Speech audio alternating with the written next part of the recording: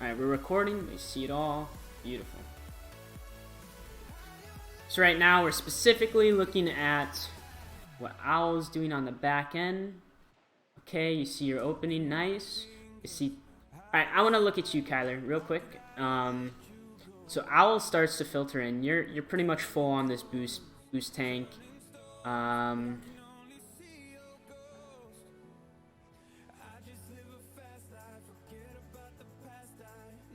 So one of the things that I noticed when we were in fly cam is that you were kind of just inching up, unsure of what Owl was going to be able to do with that ball, which I think is good. But then once you turn around after it gets boomed away, you use about 60 or 70 boost on a rotation back. That's not super dangerous, right? So if we rewind, we're going to see from a fly cam again. Let's see. So Owl goes for this ball, right? And you start pushing up. And then you know Owl doesn't get that extra touch, so you start turning. You should definitely be turning out. It took you a little bit too long to finally come back. You waited till after that boom, even though you saw it coming. But then that ball is thrown kind of towards your corner, towards your side wall, right? So I think it's important that you get back pretty fast to support your last man. One, he's getting demoed currently, but two, because it could turn into a shot very soon. However, it is not so important that you're using 60 boost to get to supersonic rather than flipping. Something that I always say is that when you're rotating back, you should always be incorporating flips because it saves boost, and you were pretty committed to your corner. There was no other place you needed to be. So the only downside to flipping, right? The only downside is that it kind of signals to the other team what you're doing. It's like, yes, I'm going to this place, and there's no backing out, because when you flip, there's that little time frame where you can't change it. You can't really adjust, right? So I think that's the only downside to flipping. But on rotations back like this, if you had just flipped once, you could have saved 40 boost, right? So you see that ball boom, you turn, you use 20 boost and flip back, and you're good to go. Because that big boost wasn't even there, right? And so now you're sitting yourself up in net with 17 boost. You gotta hope Loom does really well with this ball, and in fact, Loom does not. You end up getting ball possession. The other team threw it away, which we're gonna watch again. So Loom biffed it. Great demo dodge. They throw the ball away. I'm glad that you controlled this. Is really well done so far. But this demo here is something that should have been called out in comms. So Loom definitely should be heading back, which is perfect. Collecting some pads because we know Loom was low. Owl's rotating back. That's really nice. But Owl sees everything, okay? And this is something that we previously talked about for Owl. The person who has all of the vision on the field, right? Owl can see everyone. Owl knows where everyone is, right? You see all 5 players there. You take off your cam. You see Naro behind you. You see the other 4 players. You know where it is. You gotta call out for Kyler that there's a demo, so Kyler can brake check, jump, like anything. But when we let our teammates die like this, it kind of kills this 1v1, 2v1 scenario that we had, which could have been really threatening. So, additionally, if you have game sound on Kyler, you should be aware that somebody could be coming in there. That's another way. But I mean, you guys were in comms. I know that. Gotta help each other out as much as possible. Owl's rotating back. Okay, so Owl, on this path, real quick. So Loom spawns, or Kyler spawns, right? And Loom's already on the ball. Covering in, coming in from net. It's kind of a free ball. Kyler's gotta be careful about pushing up, grabbing the boost, that's fine. Owl, you need to be headed pretty quick back to net. I wanna see what you see here. So Loom gets a touch with a decent amount of separation, and you see Loom get dunked. So instead of headed towards a corner boost, why are we not headed towards the net? This is threatening. Yes, Kyler's on that back wall, but this is an awkward position, especially for teammates. For teammates at your level, you got to know their capabilities, right? And to keep control of a ball that's along your back wall, I'd say that's probably something that's 50-50 for you guys now. Like if we watch from Kyler's perspective, maybe one of your teammates is really good at something like this. Otherwise, but this is something that you can all work on. When there's a ball in the back wall, we need to try and keep possession, keep it close, so that Kyler, one option you have here, you didn't have to flip into it. Instead, just gently boost, or you could hit under the ball so it goes up and you could follow it yourself. But Owl, the issue here is that you see Kyler in an awkward position, which might not be easily dealt with at the level you guys are currently playing at. But instead of going to net to cover a shot or a threatening position, you decide to take the long way around towards this boost. And I think the advantage it gives you over the 50 boosts you could have had from padding in, I don't think it's super worth it. Landon could easily contest Kyler, or this could be a direct shot off of Kyler's mistake. So as much as we want to trust our teammates, we also got to cover for all options, right? If Kyler had full control of this ball and was able to air dribble across the field, that's fantastic. But even pros screw up sometimes, right? So Owl, you can't be dipping out here. You gotta keep close to the net in case something happens. There's always that off chance, and if you guys don't want to lose any games, you guys don't want to be getting reverse swept anymore, we just gotta cover for those. Nobody's perfect. Okay, then this rotation here. Alright, so there's a little bumping involved. Kyler playing back, nice, good. Okay, there was a little mishap here between Loom and Kyler. That's fine. Kyler bails out. Kyler, I think this was really well done. We're gonna watch from your perspective. I think it was a really good decision to turn and not even attempt that ball. But if you're going to turn, we know where Loom is, we know where Owl is. You had vision of both of them. If you're going to turn out and try and let Loom deal with this, the reason you should be turning out is so you can cover net in a more approachable angle at the ball, right? So why are we not actually coming into net versus at the front post?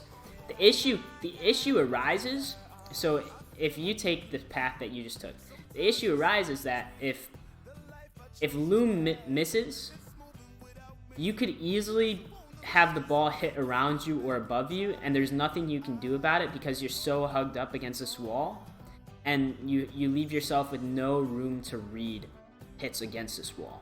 So I think something that you should definitely get in the habit of, back post rotation, that's a thing for beginners. I think it's something that people glorify when you need to simplify your rotations, but there is some merit in it. When you go for a back post rotation, it always gives you a much easier angle to approach the ball from, right? And that's the whole point that I'm trying to make here. If you're super close and hugged up against this wall, any section of this wall that the ball bounces off of, you can't really read. You can't get to it, which is why I don't think you should go all the way around, but maybe try and get in the habit of coming into the front post of net. At least the middle section, so that gives you a little bit of leeway. If the ball is hit along the wall, you can read it and react to it rather than just have to dive at it guessing if it's on net or not. You just have a much easier approach when you rotate into the middle of net versus do a 180 at front post. But then I also want to talk about Owl's approach here. Okay, so Owl, it looks like you go for a demo on narrow. Don't get it. You grab this mid boost, but now, what are we seeing? We see Loom is trying to deal with this ball, and then we see Kyler start to rotate out. This is your cue. They can probably handle this. If they can't, if they get scored on right here, there's nothing you can do about it by rotating along the ball because it'll be traveling too fast, right? If they get it past Loom and Kyler, then they had to have put it somewhere up here to make them awkward. And if they do that, you're not really going to be any help rotating under the ball in the same spot as them. So I think this is where you see your teammates are sorting out rotation in their corner. So you got your demo attempt, you got your boost steal, but now it's time for us to simplify the rotation and reset our defense, right? So you take the wide back post rotation here, while Kyler takes this little half post rotation because there's an immediate threat, right? This ball could be immediate threat, which is why Kyler has to cut it much closer. But you have two people there at least buying time, at the minimum. So this is where you give yourself the best approach to the ball by taking the far back rotation.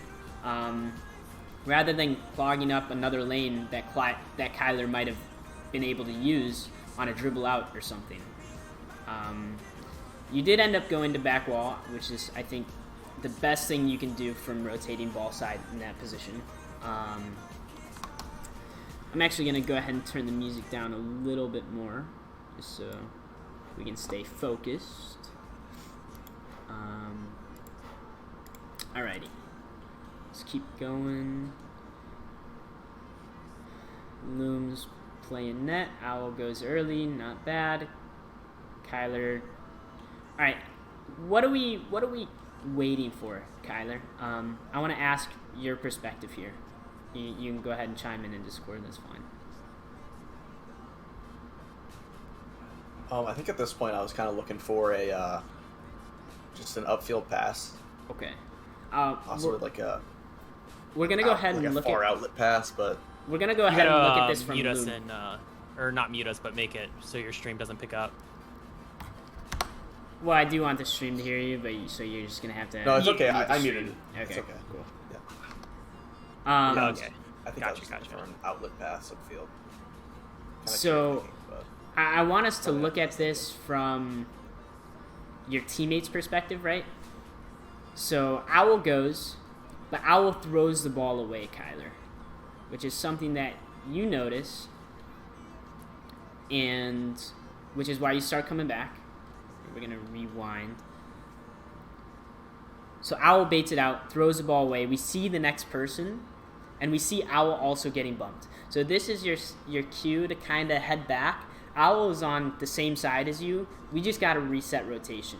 If you want to stick around for a pass, then you should have stuck around in the area that the ball was rolling to for Loom, right? Because if we rewind one more time from your perspective, we got to make our teammates' jobs as easy as possible. If we're getting an outlet pass here, where's the ball currently going?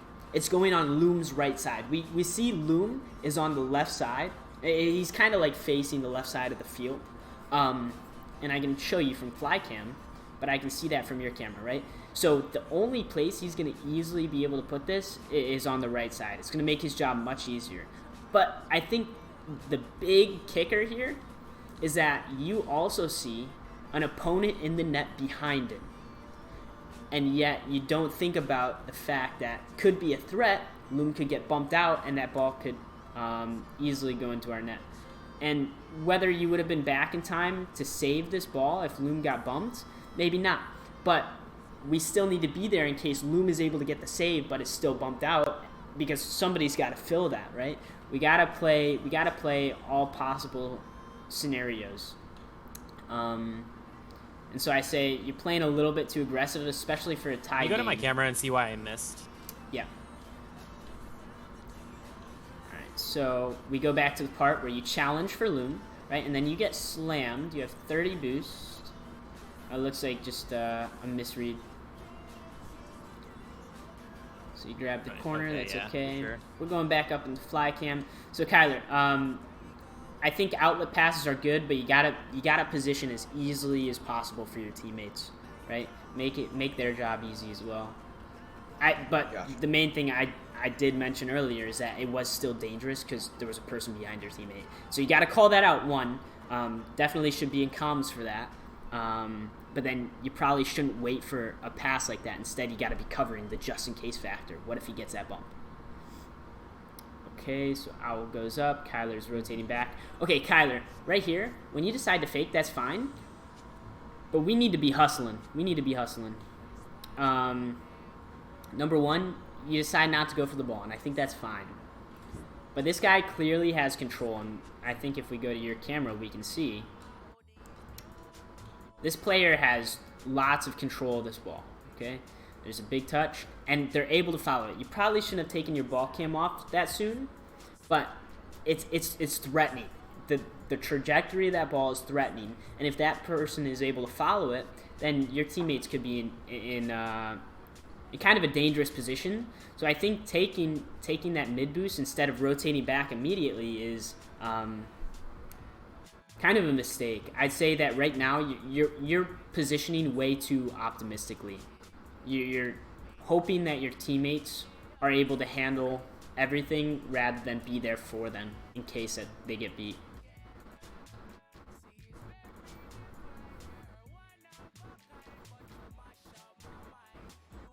Okay.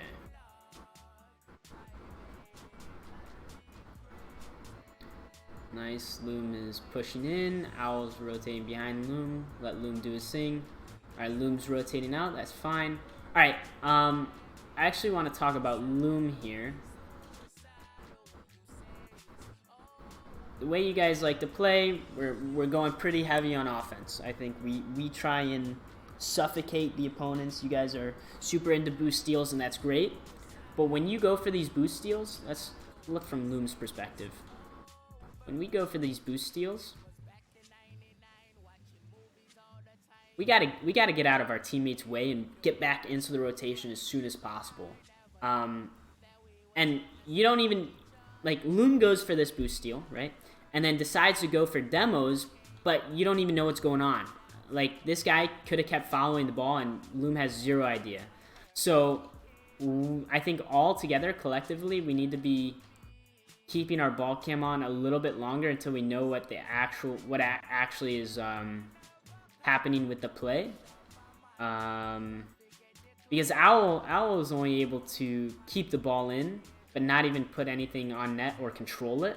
And so they're about to get a bang out, and Loom's stuck in the net. So Loom, for you, I think we need a little bit more vision on the play before we make a decision to be that heavily aggressive. Because you go for the boost steal, you don't play the ball, which I think it could be a mind game, great mind game. But then you go for a demo at a moment where there is no shot opportunity, and you then screw up and fall off the post. Some stuff happens, but you just totally ruined your recovery. Now your teammates are in a 2v1, 1v1, whatever. Owl does pretty well to follow it. Nice. Okay, so I think this is actually a pretty well done attempt at a counterattack. Let's look at Owl's perspective here. So we got to be calling this stuff out, whether somebody's challenging or not, because with no boost,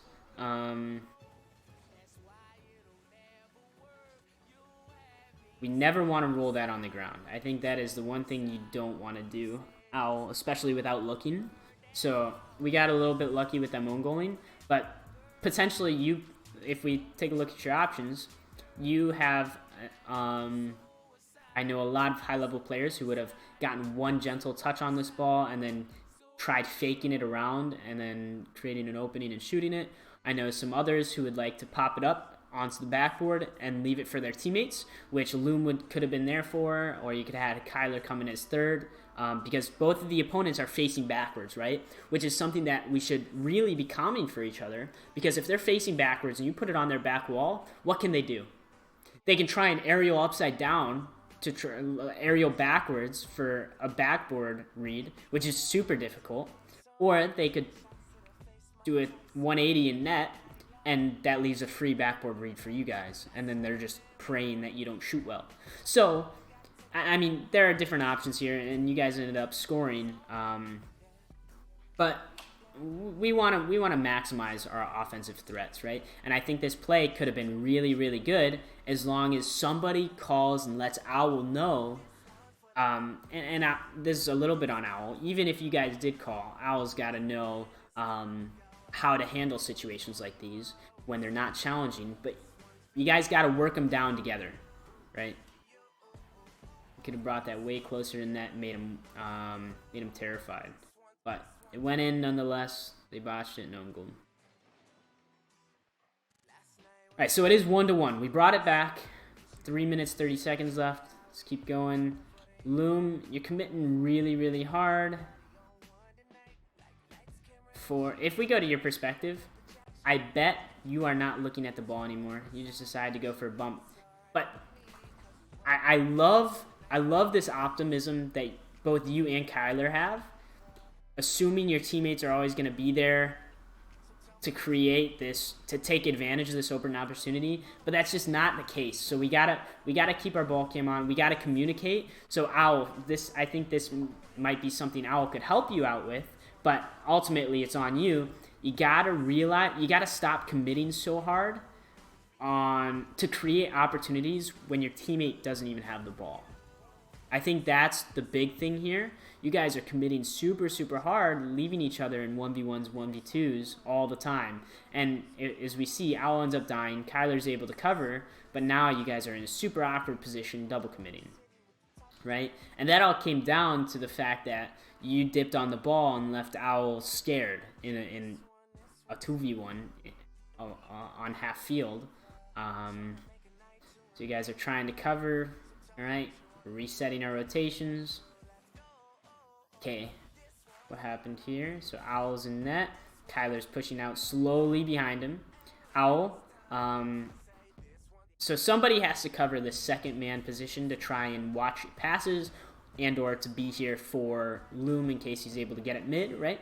And so you and both Kyler and Owl, I've seen it both ways. Either one of you could fill that position, but Owl, if you see Kyler filling that, you gotta stay back. You gotta rotate back, which I'm glad you do.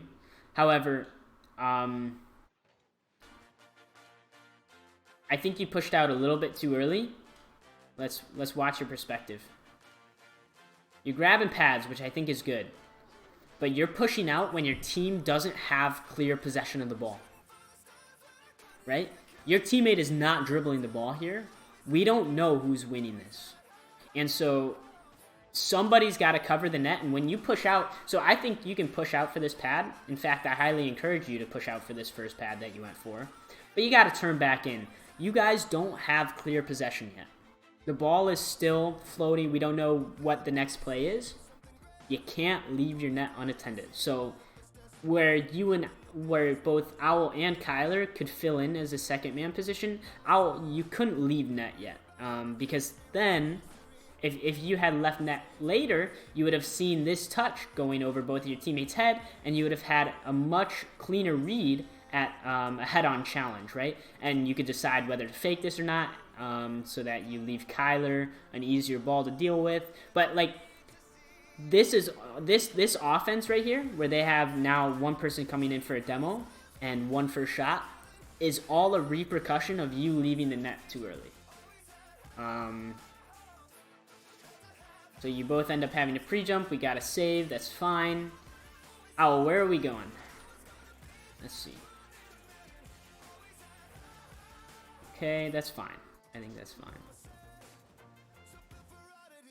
fine. Great speed. A little bit of a misread happens. Nothing coachable there. Stuff happens. Alright, we gotta be hustling a little for landing. I'm glad you slowed your speed here, Owl. So you really you messed up your landing, but then you kind of hung around in case Landon got a not so great touch, and it seems like your teammate called you off. That's really good. That communication between Owl and Loom there, I don't know what went down, but it was good. We got to do more of that. And Owl's pushing in. Looms should be taking his time getting mid in case Owl. Kyler, you need to be hanging back. All right, so you guys are both kind of converging on the same ball. Kyler, let's see.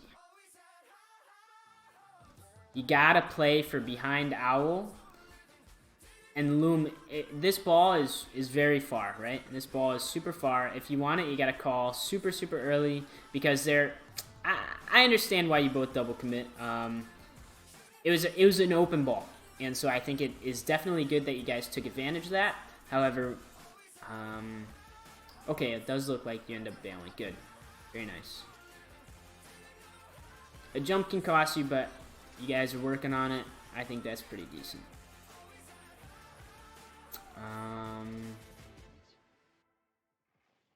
Oh my. Ooh, let's talk about this. This is good, Kyler. Look at Owl. We know Owl is in their corner right now. Owl will not be able to get back to our net if there's some pinch or 50. We assume Owl's rotating back, but that means Owl is not quite ready to defend anything yet. And Loom is behind the ball, so not able to impact the offense much, or the defense much. So it is on you to do what we talked about before, where we have to set up that two-man defense, right? So you don't want to leave your teammate in a 1v1. You want to give them a free ball, if anything. So why don't you fake this and let them panic, potentially throw the ball away, give you a free ball, and if they don't, at least you give your teammate a little bit of time to get behind you so that when you do challenge, it's a free ball for them. Does that make sense? So we got to do that two-man defense instead of taking on a challenge, a head-on challenge, and hoping that we do well. I think we would do better off to work as a team, giving us better odds. Yeah, we can't play this in a 1v1. We want to take a 2v2 rather. It's always better defensively. That's what we were talking about in our one-on-one session before. Because we do exactly what I was talking about. You do end up losing that. Owl gets beat. Whether Owl should commit for that or not, who knows? But we get beat because we didn't work as a team. Instead, we were just trying to take these 1v1s over 1v1. We got to get out of that habit in threes, especially. We really got to get out of that habit. All right, so Kyler, you get the mid. Let's talk about this. You get this mid. You're pretty far back. I think you probably could have turned in a little bit sooner, taken more of a cut in midfield here. So because Loom is in their corner, you could have potentially. You still have to play your third man. You still have to cover any shot on your net, so you can't totally turn up. But if you do turn sideways here, you're at least able to cover as a passing option, giving Owl even more. Because then you would already be here. And they might not have even gone. Who knows? But the fact of the matter is, you still are playing much too far back from the play, and we've seen the impacts of that in other replay analysis. So, how did we leave each other again? This is what I was talking. Remember when I was telling you that I was playing terrible out of the corners? I see. Okay. Yeah. This is exactly what I'm talking about. All right, so let's take a look at your perspective, Owl. So one, that's an awkward bounce. You could try and control it. It's difficult. You screwed up. What are your other options? You could always try and... You could have gone for that ball immediately. If that's not your play style, it's not your play style. If you don't want to take that, if it's a hard bounce to read, because I think that one is pretty difficult to read off the sidewall. You could have turned out slightly earlier, so rotated right, and then circled back around for a much easier approach from your net area. Like, worst case scenario, if you are awkward in corners, right? People screwing up in corners it's an easy way to give away a goal. And man, I get so frustrated at myself when I do stuff like this, because there's always an easier way. There's always an easier approach. And so what I want you to recognize is, we saw that ball, and we knew it was going to be awkward along our wall. The easiest approach to all balls rolling along our wall is rotating, taking that wide rotation towards net, and blocking their only path to the net, right? So if you had come back to this place in net, you could have a much more head-on approach, and even if you get beat to that ball, you still have the block on a shot at least. And so you're able to buy your teammates time at an easier challenge, at the minimum, right? You probably still could have even beat this guy to the ball if you took a wider route back. And, you know, you can rely on your mechanics and try and do work on these corners, but if this is happening, if this happens once in a game, then maybe it's time that we do the simpler thing and take the much easier approach, right? That's usually something that we gotta adjust to mid-game or before the game. If you know you're not playing well, then maybe you should have recognized that and been like, this is an awkward ball for me. I'm not playing super well mechanically. I'm gonna take the easy approach for this one. I'm gonna buy time for my teammates.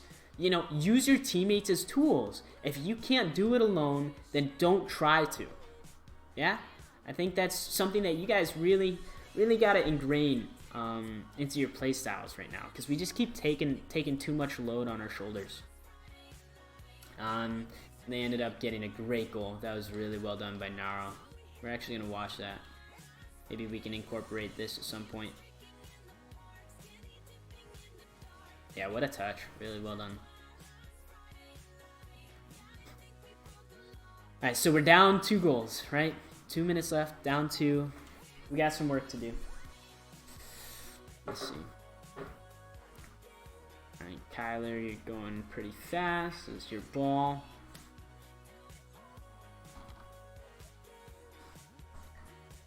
So we want to try and take control of this. Looks like you were going for a pinch. Great cover by Loom. Fan-freaking-tastic cover. Owl, I think you're pushing up too far. So Loom and Kyler are playing together at this point. You can recognize that. I'm sure you're watching. So you need to hang back behind this midfield. Anything bad can happen. Loom is not covering behind Kyler, so your number one priority is always covering Kyler's failure, essentially. Anything that goes past Kyler, you have to cover this overflow.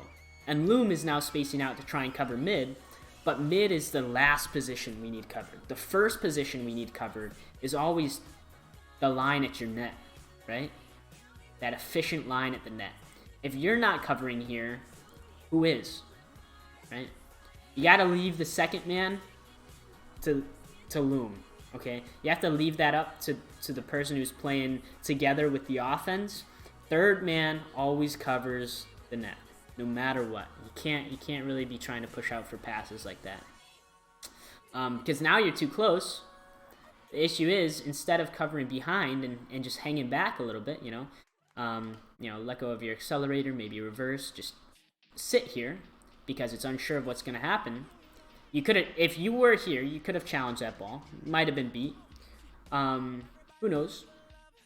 But if you were here, you would have had a much easier approach at this touch, rather than having to recognize that you're too far up and having to turn around. Right? If that guy put that high, you would have had to do some sort of overhead save, which sucks. Very difficult. And especially the way you've been playing, at least we saw in that corner, I wouldn't want to do an overhead save and do anything more mechanical than I have to. Alright, so it looks like you guys are calming that pretty alright. You're hanging backboard, that's okay. Don't push up so far yet. You gotta let your first man do their job as first man. It doesn't look like there's a passing option mid once he jumps. And so you should probably play back to cover a 50. And Loom is also pushing mid. I didn't know this, but this is a little bit of game sense that we're going to talk about. We're going to watch it from Loom's perspective. Owl, you are on the back wall. And so what you're signaling to your team is that you're covering the last option, the high option, the big bang. And so that's why Loom ends up pushing out mid. And Loom, you can make Owl's job easier by calming this. Because you're already pushed out, it's fine for you to stay out. But you gotta call Owl off and tell him to back off. Because, Owl, this really is way too close for you to be. And you end up pushing up your teammates. But, luckily it goes right to you, but we don't want to be banking on luck all the time, right? We could add a much more structured offense and less uncertainty. That's the biggest thing. With offense, uncertainty kills. In Rocket League in general, hesitation is bad. And when we're like not totally in sync together, it causes a lot of people to hesitate, trying to figure out where your own teammates are. So we got to be clearing that up. I think us pushing up as second and third man, trying to figure out who should be besides the first man, I think that's one of the biggest problems you guys are having right now, dude, and it's causing overcommits. Like right here, once again, Loom and Owl are trying to play this mill section, right? Owl, you end up backing off once you recognize it, but we gotta call this earlier. We gotta call it. Loom, you're kind of headed towards Kyler's butt. You're kind of ball chasing, and so if you want to play this mid pass section, you gotta play it much sooner. But once you start headed towards Kyler's rear end, man, you gotta make up your mind, because you're signaling to your teammate that you're covering behind them. You're signaling to your teammates that you really, really think the ball is just going to die right behind them, and so that you're just getting ready to zoom up and take it, which I think is fine. If you see a play happening, you see the play happening, and you can preemptively adjust your position to it. But this isn't you seeing anything crazy. This is you just trying to stay by the ball, when in reality, you just need to stay behind Kyler. I think that passing option could have been really great. I think it was a fantastic pass from Kyler. Great beat. For both Loom and Owl, I think I want to try and get some of these ground shot training packs into our regiment. I'm actually going to give you guys a code here. This one right here. Putting that in our chat together. I want you guys to start using this. Whether you're just doing free play, or you are training for a day, or you're warming up, I want you to start using that. And we need to be doing it. I think we've gotten a decent amount out of this game. You guys are still losing 1-3. We score one at the end, like a consolation goal, whatever. But we've seen the big errors of our rotation, and we're just starting to see it over and over again. So instead, we're actually going to go over this ground shot training pack, because we had a couple opportunities at having a very threatening offense, right? So how do we approach these grounded passes? We have several options. One we actually saw from the opponents, and what they did, they don't even jump; they just chip it, right? I think that's a very, very good strategy if you're just trying not to commit too hard. If you just need to chip it over one, you could try and pop it high to the backboard. But when you're approaching this pack, what I want you to do, visualize a spot in the net, and you have to shoot for that with power and accuracy. And we don't move on to the next shot until we get both. So, for example, I'm going to be shooting it top right. If I don't get it top right, I don't want it. I don't move on. I'm just going to be doing a little chip shot. I made up my mind. For the first one, I'll do a chip shot. If it's not top right, slanger. I don't want it. Then maybe once I get it, and I think that's enough power and stuff for the chip shot, I'm going to do this a different way. Now I want to slot it bottom right with power while flipping into the ball. But I want it to leave the ground. Beautiful. Now I'm done with that. Maybe I want to slot it. Maybe there's a defender in the right side, and I want to slot it up or left. Much harder. Might be hard. One way might be harder for you. Another way might be harder for your teammate. But basically, there are all these different ways you should be approaching packs. But the key thing, you don't move on until you get enough power for it to be very difficult to save, right? In this, we want to be generating both power and accuracy. So you got to be able to visualize a spot in the net and shoot for it very hard. I think that's what this training pack's best for. Training power with accuracy. Anyways, if you have more questions on that, DMs are open. We can talk about that. But I think that's a great way for you to approach it. Owl, if you could go ahead and send me the next replay. We're actually going to do a brief one. We're going to do another brief one real quick. Hopefully seeing some different things, but I'd like to address some new stuff.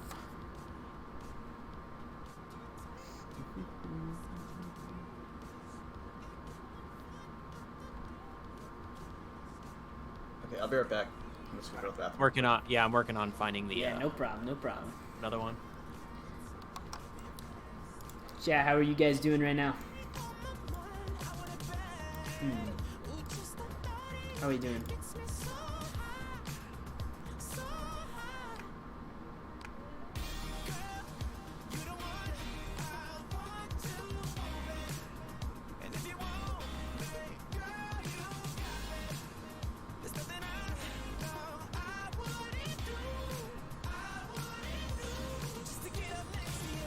good? Full tummy? I don't have a full tummy. I ate a little snack before this, but probably gonna stream for a couple hours and make some real dinner.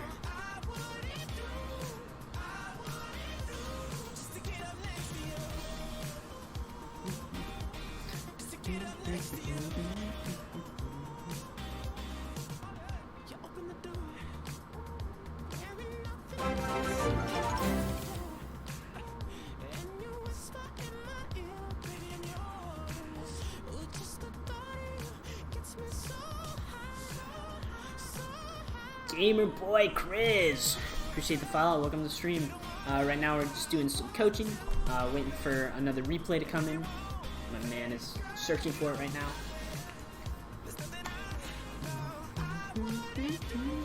You hit a flip reset. Sending it over. I'm proud of you, Cone. I'm proud of you.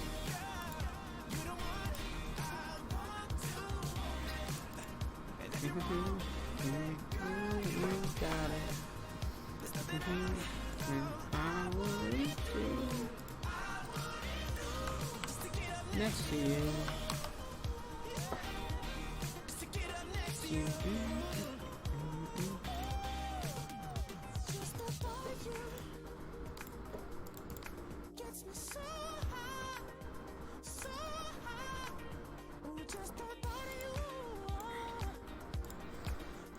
Alright, Owl, can you still hear me? You still hear me in stream?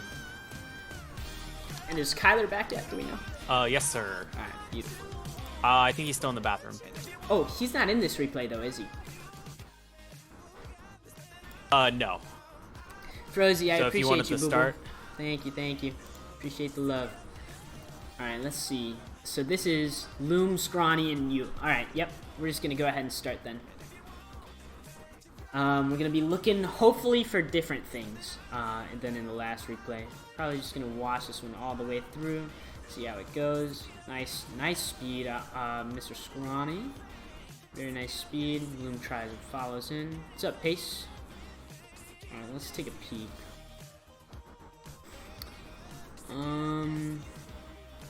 Scrawny goes for the boost steal. Ow, I think you're still playing a little bit too far up when you're third man, right? So we saw Scrawny commit in the corner. We're gonna go to your perspective just so you can see this. You really need to. Scrawny is out of play, long gone, and Loom is trying to cover, trying to stay, either take the ball or buy time, right? Create a challenge, but you are still playing too far up your teammates' booties. So as third man, we should really avoid passing this third. These three pads, this line that they create across the horizontal, which basically divides the field in thirds. So pass those pads back to your net. We'll call that your third. Between this one and this one, we're gonna call that in the middle third. It's much smaller than a third, but this section is pretty much. If you pass this. This section on offense is third man, you're going to get scored on over your head. There are balls that can be shot into your net that are unsavable even by overhead ones. If you stay within this third, there are balls that you should always be able to save. However, you might have to redirect them at your own backboard to save them. If you stay behind this third, into your third, you will actually be able to approach every single clear from their goal head on, right? And so that's the benefit of dividing the field like this. It's much easier to approach a big bang from head on rather than having to do it underneath. It's a different skill. It's a much different skill. And so it's like simplifying the rotation back post, right? When we go back post, it's much easier. It's much easier for you to approach a ball that's in your corner. This is pretty much the same thing, but for third man. When we're third, Owl, I want you to start practicing slowing down and staying a little bit further back. I'd say that you should start by overcorrecting, perhaps. Maybe even staying behind this midline. That's going to be a good way to ingrain it, at least in your muscle memory. All right, we're going to go back to the overall team dynamic, though. We can talk about it after Cario, but currently in review with my team. Just watching the Blue Boys, that's what I'm talking about. Appreciate the support, Pace.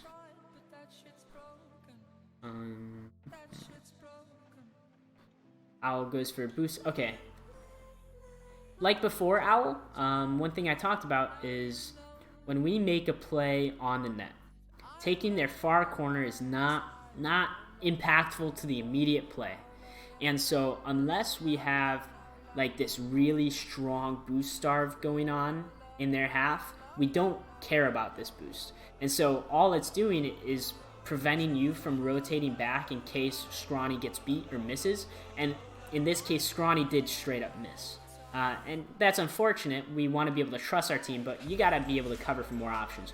We never even see pros go for this corner boost as like first man. It's just in no mode do you see it, really. Instead, you rotate back on these pads in front of their net. They're much more useful for creating this boost starve in their goal. You got to trap the opponents there.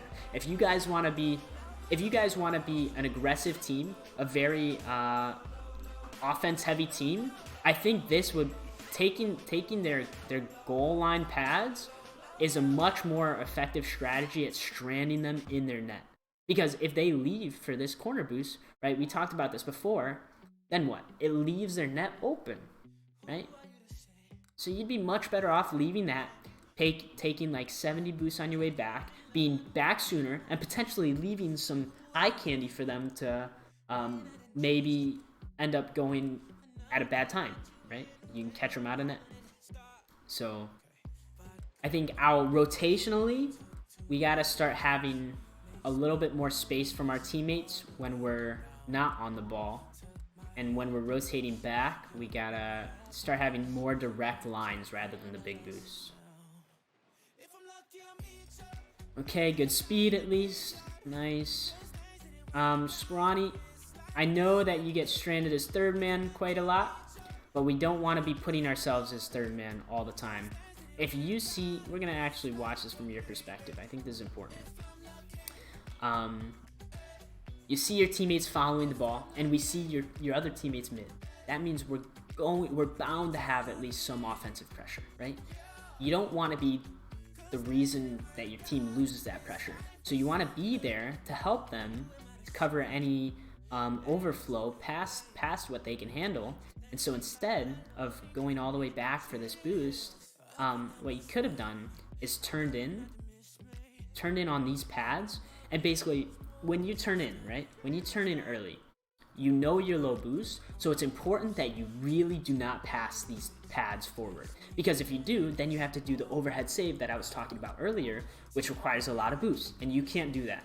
So if you turn in to try and support the offensive pressure that you guys are starting to create, you got to make sure that you're collecting pads as you do it, but not pushing too far forward. So pretty much what you'd be doing here is, honestly, you'd be doing donuts around these pads, but that's much close. Being in this sector is much closer than going all the way back into your corner. Because what if Owl is able to follow, or they throw the ball away exactly like they do? Now you're beat by a guy who's slightly closer than you, whereas if you were already in the sector, it would have been a free ball. So small things like that help keep the pressure. You got a nice dunk, but we don't want to be straining ourselves third man when we don't have to. We want to stay in the play. Scrawny, I'm going to tell you, I think the same thing that I just told Owl, right? After you're on the ball is still in their corner. They have possession. That means going for this super ultra heavy boost starve by their far boost isn't going to be effective. They don't need it. It's not in the play. And so you would have been much better off, because they do have ball, they could potentially dribble past your first teammate. And so you want to be able to rotate back behind your next one. Now you just took yourself out. Instead, if you had taken their goalie pads, one, it's more effective at stranding them in their net. And two, it allows you to turn in to cover at any time and much sooner than when you got that corner, if that makes sense. Alright, so a little bit of heavy commits here.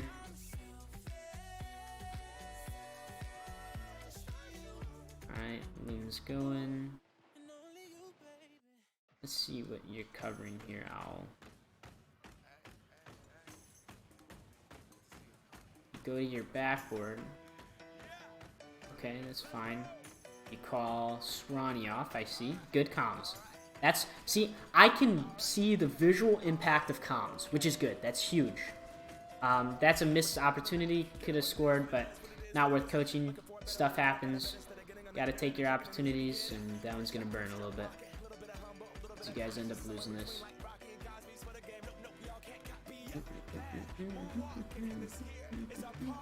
Swanee, you're pushing out pretty heavy. Nice demos. Okay, very nice. That actually opens up quite a lot for your team if that's what you're going for. Let me see that. Okay, so you got bumped and decide to slam. Okay, that's a pretty good recovery, I think. It looks like you were trying to turn in to play closer. Nice. Well done, honestly. Good speed. Misread, but good speed. Gotta keep practicing those in training so that we can actually whip them out in game. I like that speed though, Scrawny. Very nice. Owl, it looks like you love the backboard, so I think in our next one-on-one session, we're gonna work on some backboard stuff, okay? Please mark that in our notes. Please mark that in our notes for me. I would like to do that with you. Doing that right now. Thank you. It's up like the feet can hold on. Alright, so Loom, it looked like Loom was doing some good work by faking that ball there, trying to play with his team, which is good. That's something that I really want to start seeing more of from you guys. Fakes his first. Look at this from Loom. Look at this from Loom, guys. This is really well done. Loom doesn't have a great challenge yet, and so he's trying to shadow it until he does. I mean, Loom definitely could have been confident on a pinch and solo played it out here. And this is, at this point, it's a free ball. But before that, Loom is slowly working the ball back because he knows he has a teammate behind him. That's something that you all have to get in the habit of. Regardless of whether Loom was awkward and intended to do that or not, that's a strat, guys. That's what I've been trying to get into your heads by playing twos with you recently. We gotta start those fakes to work the ball free for our teammates who have an easier approach at it, okay? So, we need to see more of that. Okay, looks like a little bit of miscommunication there. Gotta talk about who's staying on the ball and what's best for the play in the future, right? We're actually gonna look at this real quick, Owl. So you get a good pop, nobody's up, somebody should be calling that for you.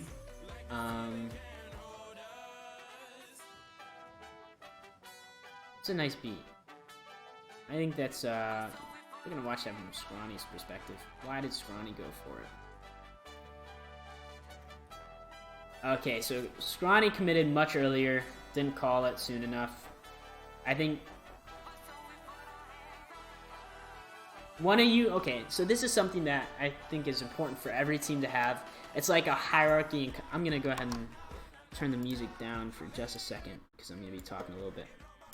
So, I think it's really important for every team to have almost a hierarchy in comms. In the teams I've been on, I'm super ball heavy, and I'm usually the fastest into the air. And so we designate me to be like, to be the guy whose calm trumps all, essentially. And so if me and another dude calm the same ball, unless they like raise their voice or like super like stern with it, saying they have a really good vision on the play, my calm kind of trumps everything, and so everyone else is expected to pull off to avoid double commits, to avoid like really heavy overcommits. And you see the same thing in NRG, right?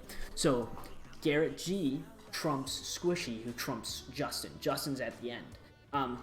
But you gotta start to establish, like, that is all based on who's the fastest, who's most consistent in solo plays, it all depends on the type of play too, right? And so I think that's gonna happen a little bit more easily once we start developing our play styles a little bit further. But I think that's what I want to head towards with you guys. We're not quite ready for it, but it'll help it'll help create the most lethal offense you can possibly have. So I think that's probably the next step that we're gonna aim for with you guys. That's for the future. Break it down. Loom, I want you to keep playing more ones, because right now it seems like you're doing the best at playing with a team and faking it out, but you're overcommitting a little bit. I think you're making yourself awkward in corners.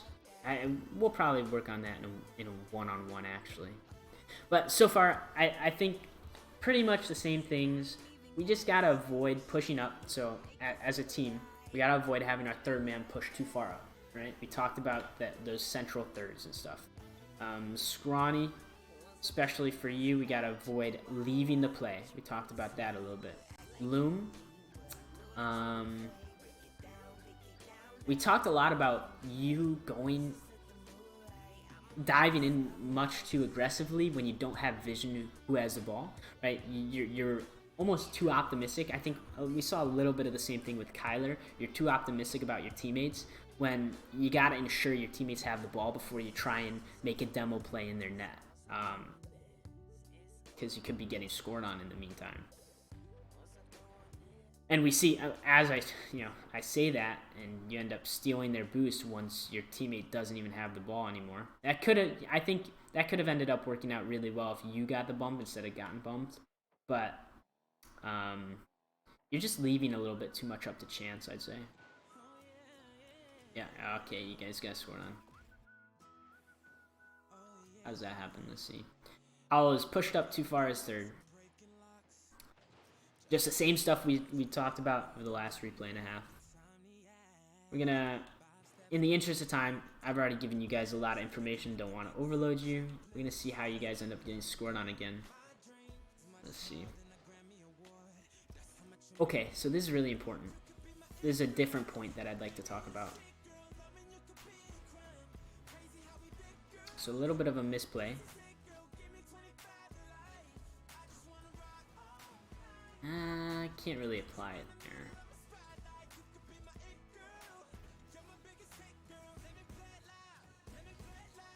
I feel like banging it into the corner wasn't a good idea, but I thought we were gonna 50 it. Right, I think so is what I was. 100%, I agree. Banging it into the corner is a horrible idea. One thing that I wanted to talk about that I thought was happening, I thought you had a good beat on him, and so a lot of times if you have a beat on somebody, you jump, and then you see them back off, you don't use your flip. Instead, you save your flip and you keep the ball closer because you just get a gentle touch with your nose. And whereas when you flip into it, you just slam it off the corner, right? But you didn't really have him beat, so I understand you flipping into it. However, in your case here, you had a teammate behind you. It would be much better if you just stalled this by trying to get a good 50. So I really do. It was just I think a misread, mechanical misplay altogether. So can't really apply my point, but me.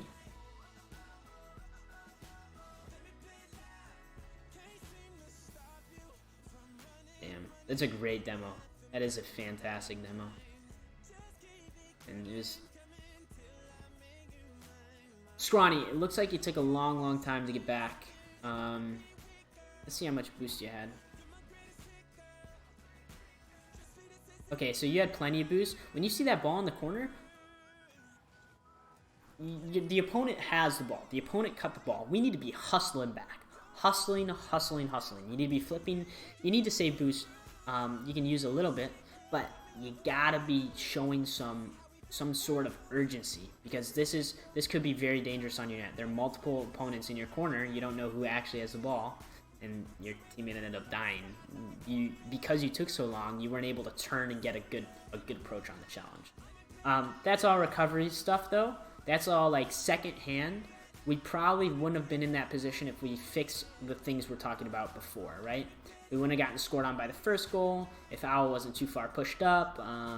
Loom taking all those boosts without knowing what's going on. So we talked about a lot. I think that's going to wrap up this replay analysis. There's a ton of information for you guys to be adding. Like I said, let me know if you have any questions before we wrap up the session. Kyler, Owl, either you want to chime in? If not, then call it a night. No questions at the moment. Not that I can think of. No, we're good. So I will publish this video on YouTube and paste a link in the chat for anyone who wants to either watch it back or for anyone who wasn't here, skip through it, watch it. But yeah, that's a wrap then. Thanks for your time, fellas, and I will catch you later. Thank you, sir.